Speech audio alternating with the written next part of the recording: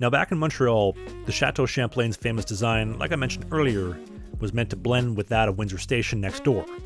And the station itself is a real historical hidden gem. When you walk into the station, you're walking into the same station that countless immigrants came through to a new life in Canada from a corrupt Europe. Not to mention the brave men that made the ultimate sacrifice and left their loved ones here in this very station, as you see here, many of which never end up getting a return ticket. And the station features a bronze statue in the waiting room, put in memory of the over 1,000 Canadian Pacific Railway employees and Canadian patriots that made the ultimate sacrifice in World War I. And that statue has two other replicas actually throughout Canada. The second was in Winnipeg at the Canadian Pacific Station on Higgins Avenue, and the third is outside the former Canadian Pacific Waterfront Station in Vancouver. And this statue saw history repeat itself again 20 years later, watching countless men walk out the doors to World War II. And this station even has the original schedule board that serves today as a memorial to when the station hosted dozens of passenger trains a day, including daily departures of the transcontinental route.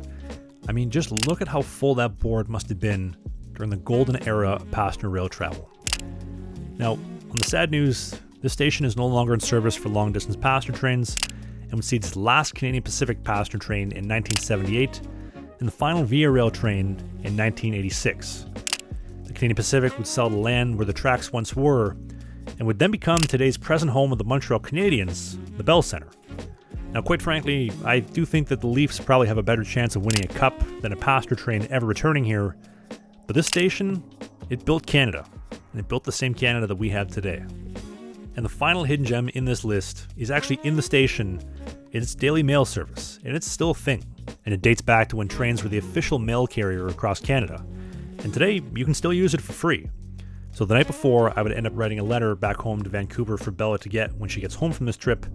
Just let her know how much she means to me, how special it's been to share this coast-to-coast experience together for the last 2 weeks, the same way people did over a century ago, and ultimately just how much she means to me.